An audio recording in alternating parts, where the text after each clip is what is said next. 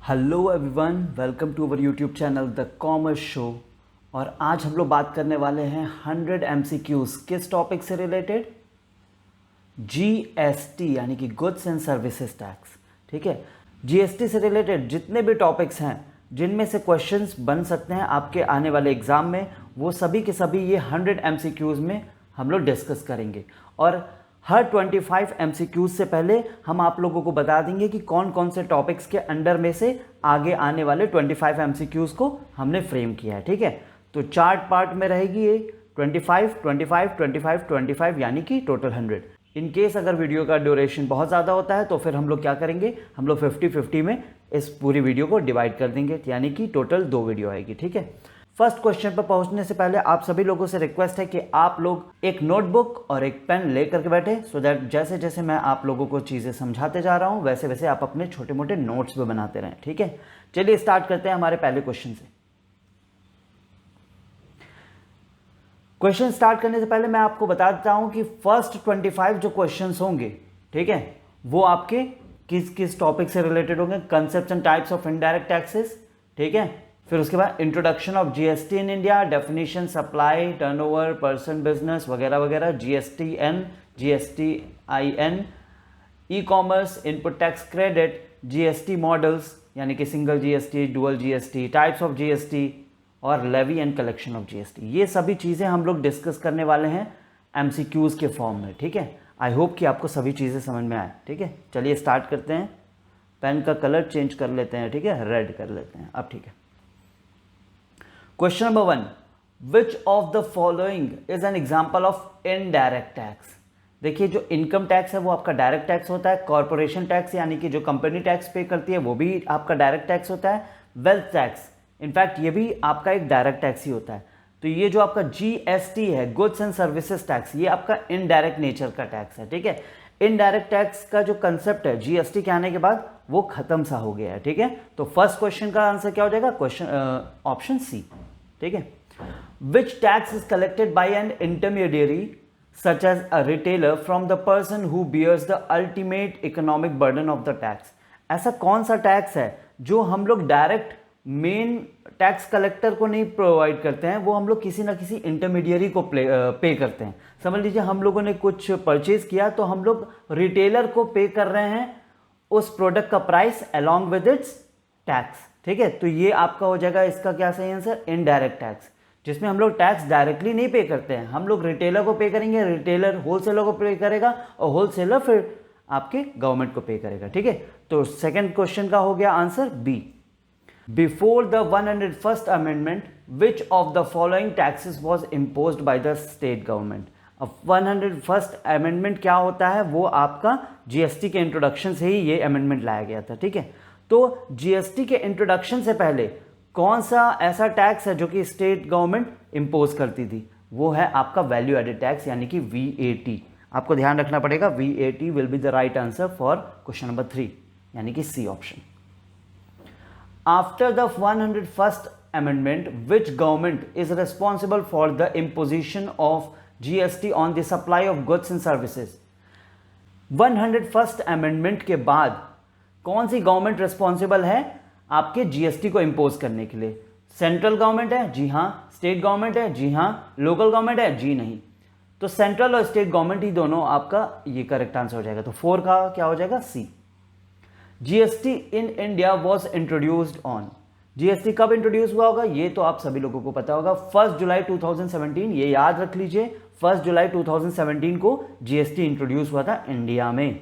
The main objective of introducing GST was to, क्या objective था GST को introduce करने का? ठीक है, मेन ऑब्जेक्टिव क्या था? तो यहां पर आपको दिख रहा है, replace multiple indirect taxes with a single tax. Indirect taxes पहले बहुत सारे थे, बहुत सारे टैक्सेस को, ठीक है, अराउंड 16 to 17 टैक्सेस को मर्ज करने के बाद आपका जीएसटी को लाया गया। तो इसका क्या मतलब हुआ? It will replace multiple indirect tax with a single tax, that is called as GST, goods and service tax. Which of the following define supply under GST? अभी यहां पर कुछ नीचे सेंटेंसेस दिए हुए हैं, तो आपको बताना है कि इन सब में से कौन सा सप्लाई को डिफाइन कर रहा है। तो ठीक है, sale of goods only, no. Transfer of goods and services only, all forms of supply of goods and services और बोथ, ये आपका करेक्ट ऑप्शन होगा। ठीक है, ऑल फॉर्म्स ऑफ सप्लाई, चाहे वो किसी भी चीज़ का सप्लाई हो, गुड्स का हो, सर्विस का हो या फिर दोनों का हो। ठीक है, तो वो इसमें इंक्लूड होगा। क्वेश्चन नंबर 7 का C, what does aggregate turnover include. Aggregate turnover में क्या इंक्लूड होता है? एग्रीगेट मतलब सबको सम अप कर लो, चाहे वो आपका एक्सपोर्ट हो, एग्जम्प्ट सप्लाईज हो या फिर इंटर स्टेट सप्लाईज हो। ठीक है, सबको इंक्लूड करना। एग्रीगेट टर्नओवर यानी कि सब चीजें इंक्लूड होगी, export, exempt supplies and inter state supplies. तो आपका ऑप्शन सी सही आंसर होगा क्वेश्चन नंबर 8 के लिए। A person under GST, GST के अकॉर्डिंग पर्सन में क्या क्या इंक्लूड होता है? एलएलपी यानी कि लिमिटेड लायबिलिटी पार्टनरशिप भी इंक्लूड होगा, कंपनी भी इंक्लूड होगा, इंडिविजुअल्स भी इंक्लूड होंगे और जितने भी एंटिटीज होते हैं वो भी इंक्लूड होंगे। ठीक है, ये सभी चीजें इंक्लूड होती है ना, तो यहां पर ये आपका करेक्ट आंसर एलएलपी वाला हो जाएगा, मतलब ऑप्शन नंबर सी 9 का। Who is referred to as an appropriate government in GST. देखिए, अभी हमने पहले बताया था आप लोगों को कि सेंट्रल गवर्नमेंट और स्टेट गवर्नमेंट दोनों ही हेल्प करते हैं इंपोज करने के लिए। ठीक है, जीएसटी के लिए। तो यहां पर आपका ऑप्शन क्या हो जाएगा? Both central and state government will be the right answer for the question number 10। ठीक है, option C. Mixed supplies under GST refers to, mixed supply का क्या सीन है? मिक्स्ड सप्लाई का ये सीन है, मिक्स्ड सप्लाई जीएसटी के according क्या होता है? तो यहां पर देख रहे हैं आप लोग, लिखा हुआ है supply of goods and services which are independent of each other. ठीक है, उन गुड्स एंड सर्विसेज का सप्लाई जो कि एक दूसरे से इंडिपेंडेंट है वो हो जाएगा आपका मिक्स सप्लाई। ठीक है, सिर्फ सप्लाई ऑफ गुड्स का ना, सिर्फ सप्लाई ऑफ सर्विसेज का ना, दोनों इंक्लूड होगा। ठीक है, तो option B for the question number 11। Composite supply का क्या मतलब होता है? जिसमें आपका दो या फिर दो से ज्यादा टैक्सेबल सप्लाईज इंक्लूड होती है, वो आपका कंपोजिट सप्लाई होता है। ठीक है, ओनली गुड्स ओनली सर्विसेज नहीं। ठीक है, सप्लाई कंसिस्टिंग ऑफ 2 और more taxable supplies will be the composite supply, यानी कि 12 का हो जाएगा ऑप्शन बी, ध्यान रखिएगा। GSTN, goods and services tax, N का फुल फॉर्म क्या हो जाएगा? एन का फुल फॉर्म हो जाएगा नेटवर्क। ठीक है, नीचे वाला भी सही हो जाता है लेकिन नीचे वाले में गवर्नमेंट लिखा हुआ है। ठीक है, तो आपको ध्यान रखना पड़ेगा, goods and services tax network will be the right answer for the question number 13। GSTIN, ठीक है, goods and service tax identification number, ध्यान रखिएगा। जीएसटी से तो आपका वही सिंपल है, तो आई और एन से क्या हो जाएगा आपका? Identification number. देखिए यहां पर भी वही चीज होता है लेकिन यहां पर गवर्नमेंट लिख दिया। ठीक है, e commerce operators are responsible for, वो किन चीजों के लिए रिस्पॉन्सिबल हैं? वो रिस्पॉन्सिबल हैं to collect the GST at source, मतलब जीएसटी को पहले ही कलेक्ट करना, सोर्स पर ही कलेक्ट कर लेना, उसके बाद पैसे प्रोवाइड करना, ऐसा। Input tax credit, question number 16, input tax credit under GST allows, input tax credit क्या अलाउ करता है? ये अलाउ करता है credit for taxes paid on inputs. समझ लीजिए आपने कुछ भी इनपुट्स, रॉ मटेरियल्स वगैरह यूज किया है, तो उस पर जो भी आपने टैक्सेस पे किए हैं उस पर आपको कुछ क्रेडिट मिलेगा। ठीक है, और उस क्रेडिट को आप यूज कर सकते हो जब आप अपने आउटपुट पर टैक्स पे कर रहे हो। ठीक है, तो इनपुट टैक्स क्रेडिट का मतलब क्या हो जाता है? देखो वही आप यहां पर समझ सकते हो, ये आपका सही आंसर होगा। Credit for taxes paid on inputs, जो भी आपने टैक्सेस पे किए हैं इनपुट्स पर, उनको, उन क्रेडिट्स को आप यूज कर सकते हो जब आप अपने आउटपुट्स के टैक्स को पे कर रहे हो। ठीक है, तो ए ऑप्शन आपका सही होगा 16 क्वेश्चन के लिए, 16th क्वेश्चन के लिए। Under the dual GST model which of the following taxes are levied, dual GST model में आपका सीजीएसटी और एसजीएसटी दोनों होता है, यानी कि आपका सही आंसर क्या हो जाएगा? Both CGST and SGST. Single GST model, यानी कि question number 18, single GST model क्या होता है? GST levied only by the central government, जब जीएसटी लगाया जाता है सिर्फ और सिर्फ सेंट्रल गवर्नमेंट के द्वारा, तो उसको हम लोग क्या बोलते हैं? Single GST model. अच्छे से ध्यान रख लीजिए हर एक कंसेप्ट को, ठीक है, तभी आप लोगों को ये सब चीजें एग्जाम में याद रहेंगी। Question number 19, which GST component is collected by the central government. Central government के द्वारा कौन सा जीएसटी का कंपोनेंट कलेक्ट किया जाता है? तो आप सभी लोगों को नाम तो पता ही है, सीजीएसटी, एसजीएसटी, यूटीजीएसटी, आईजीएसटी। सी मतलब सेंट्रल जीएसटी, यानी कि आपका ये हो जाएगा करेक्ट आंसर। एस मतलब स्टेट जीएसटी, यूटी मतलब यूनियन टेरिटरी जीएसटी। ठीक है, चलिए आगे बढ़ते हैं। 19 का हो जाएगा आपका ए। एसजीएसटी इज कलेक्टेड बाय, यानी कि state GST, state goods and services tax, नाम से ही पता चल रहा है ये स्टेट गवर्नमेंट ही कलेक्ट करती होगी। UTGST, UTGST is applicable in, UTGST कहां पर एप्लीकेबल होता है? यूनियन टेरिटरीज में, जहां पर लेजिस्लेचर नहीं होता। Union territories without legislature, this will be the right answer, यानी कि 21 का हो जाएगा B. 22, IGST is applicable on, IGST कब एप्लीकेबल होता है? जब दो स्टेट्स के बीच में गुड्स या सर्विसेज का सप्लाई होता है। ठीक है, यानी कि इंटर स्टेट। ठीक है, समझ लीजिए ये दो स्टेट है, ठीक है, ए बी, तो अगर ए और बी के बीच में आदान प्रदान हो रहा है तो यहां पर लगेगा आईजीएसटी। ठीक है, लेकिन एक ए से ए में ही अगर हो रहा है कुछ, ठीक है, अगर ए से ए में ही अगर कुछ सप्लाई किया जा रहा है तब वहां पर आईजीएसटी नहीं लगेगा, तो वहां पर एसजीएसटी और सीजीएसटी देखा जाता है। ठीक है, तो 22 का हो जाएगा option B. GST is levied on, GST कब लेवी किया जाता है, किस पर लेवी किया जाता है? जब गुड्स और सर्विसेज का सप्लाई होता है, supply of goods and services. ध्यान रखिएगा, GST is levied on the supply of goods and services, not sale, not provision, not import, only supply of goods and services. Who is responsible for collecting GST? Buyer और seller, both और none of the above। तो आप answer क्या होगा? ये आपका होगा answer seller. ठीक है, बायर कभी नहीं कलेक्ट कर सकता। ठीक है, seller will be the right answer. वो हमने ऐसे ही टिक लगा दिया था, लेकिन गलत मत समझिएगा आप लोग। B will be the right answer for the question number 24। 25, GST is collected at the time of, कब कलेक्ट करते हैं हम लोग जीएसटी को? At the time of supply of goods and services, यानी कि option C will be the right answer for the question number 25। ठीक है, GST is collected at the time of, कब हम लोग जीएसटी कलेक्ट करते हैं? जब हम लोग गुड्स और सर्विसेज को सप्लाई कर रहे होते हैं। ठीक है, क्वेश्चन नंबर 25 तक हमारा कंप्लीट हो गया है। आगे के क्वेश्चंस देखते हैं। उसके पहले हम लोगों को देखना पड़ेगा कि आगे आने वाले जो क्वेश्चंस हैं वो किस किस टॉपिक से रिलेटेड है। देखिए, registration under GST, personal liable for getting registered, compulsory registration, registration procedure, reverse charge mechanism, composition scheme, assessment under its composition scheme, zero rated supply, exemption from GST and GST tax rate। In point से related हमारे आने वाले 25 MCQs होने वाले हैं। ठीक है, question number 26, who is liable to get registered under GST?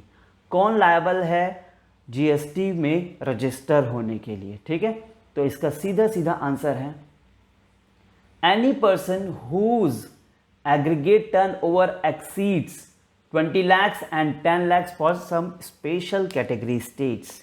ठीक है, अगर कोई भी ऐसा पर्सन है जिसका एग्रीगेट टर्नओवर, ठीक है, वो एक्सीड कर जाता है 20 लाख रुपए से, तो फिर उसको जीएसटी में रजिस्ट्रेशन करवाना कंपलसरी है। ठीक है, आपको ध्यान रखना पड़ेगा। लिखा है ना ऊपर, who is liable to get registered, कौन कौन लायबल है जिसको रजिस्ट्रेशन करवाना ही पड़ेगा जीएसटी में, तो उसके लिए आपका आंसर क्या हो जाएगा? ए। ठीक है, 26 का A. 27, which of the following is not required to register under GST? इन सभी में से कौन ऐसा है जो कि जिसको रजिस्ट्रेशन करवाने की जरूरत नहीं है? और इसका आंसर सही हो जाएगा एग्रीकल्चरिस्ट। एग्रीकल्चरिस्ट जो होते हैं उनको जीएसटी में रजिस्ट्रेशन करवाने की नीड नहीं होती है। ध्यान रखिएगा, हमेशा एग्रीकल्चर से रिलेटेड जो लोग होते हैं उन लोगों को जीएसटी में रजिस्ट्रेशन करवाने की कोई नीड नहीं होती। ठीक है, उनके ऊपर कोई कंपल्शन ही नहीं है, कंपल्शन नहीं है। Question number 28, which of the following requires compulsory registration under GST?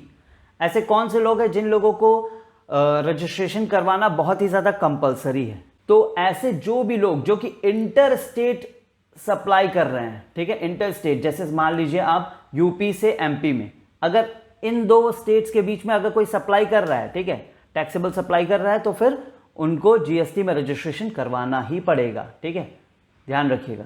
2 states के बीच में अगर कोई टैक्सेबल सप्लाई कर रहा है, मतलब सप्लाई कर रहा है, तो फिर उसको जीएसटी का रजिस्ट्रेशन करवाना कंपलसरी है। 28 का B, what is the form number of applying GST registration.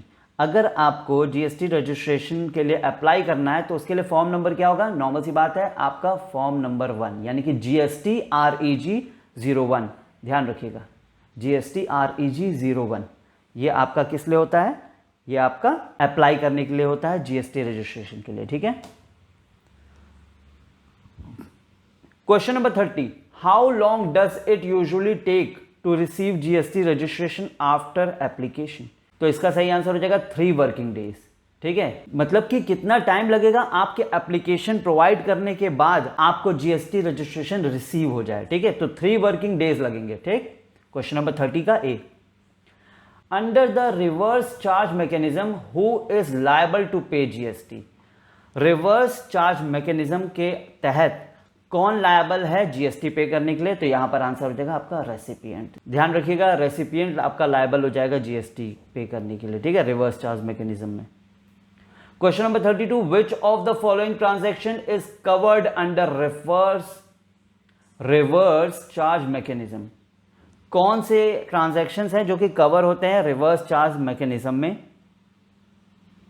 तो यहां पर आपका सही आंसर हो जाएगा इंपोर्ट ऑफ सर्विसेज। जब सर्विसेज इंपोर्ट होती हैं तो फिर वहां पर आपका रिवर्स चार्ज मैकेनिज्म में ये इंक्लूड हो जाएगा, ठीक है। What is the maximum turnover limit for a dealer to opt for the composition scheme under GST.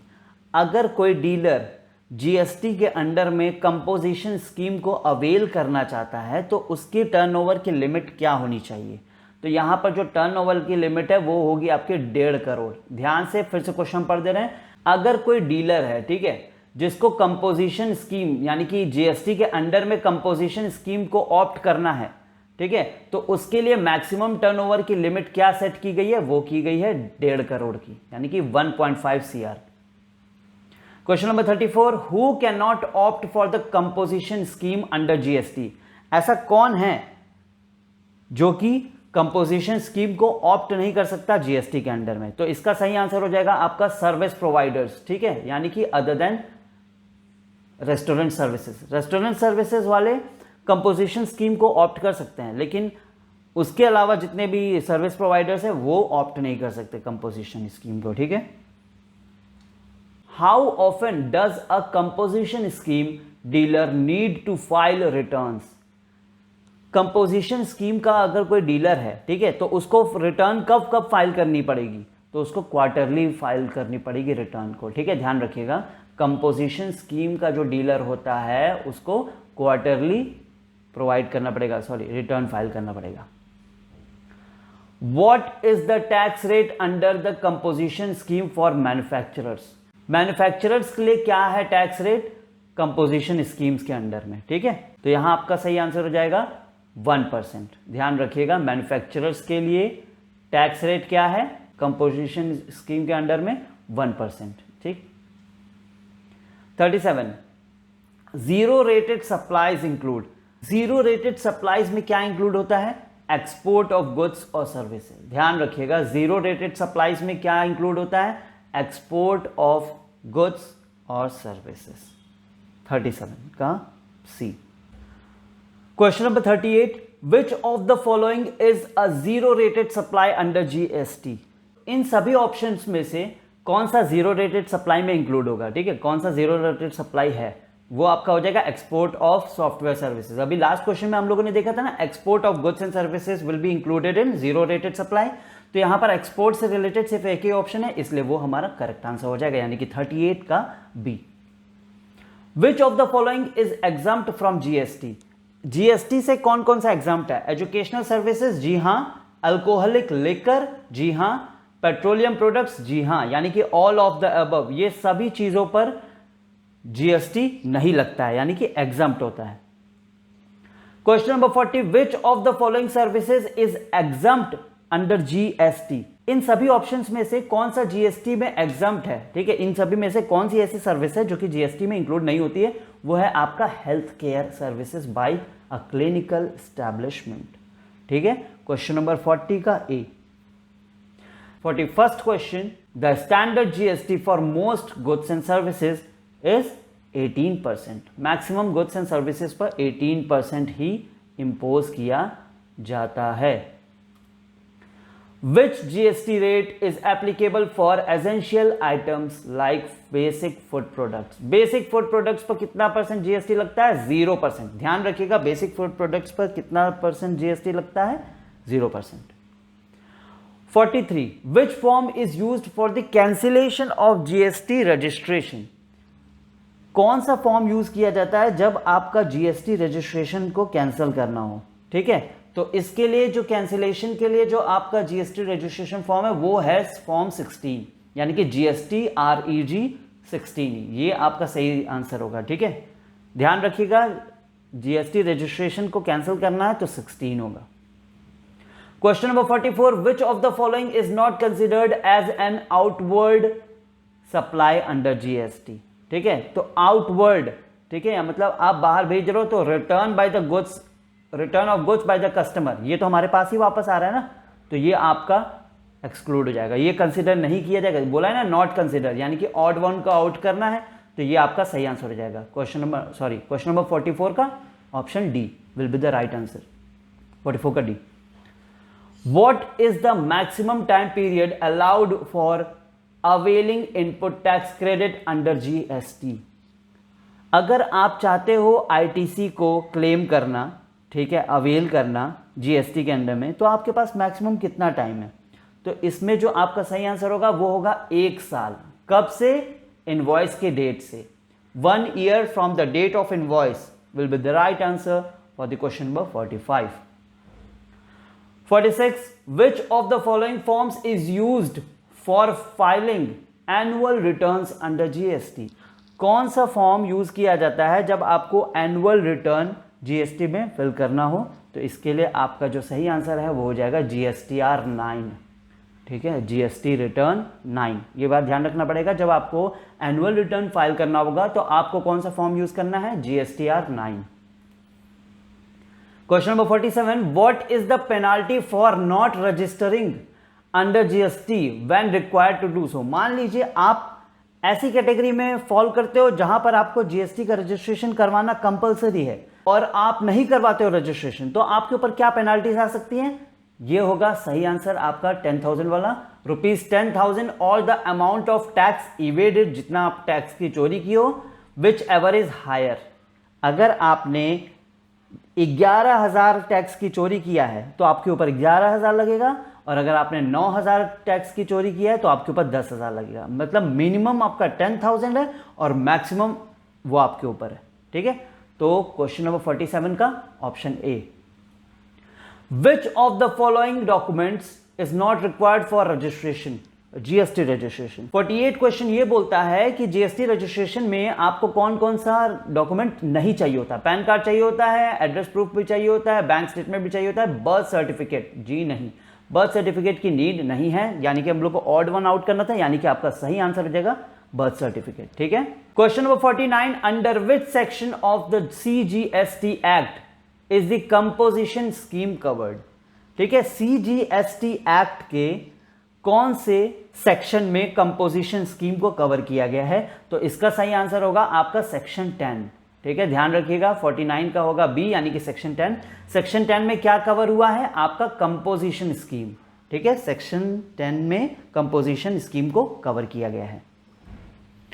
What is the due date for filing GSTR 3B? GSTR 3B का मतलब होता है GST रिटर्न 3B।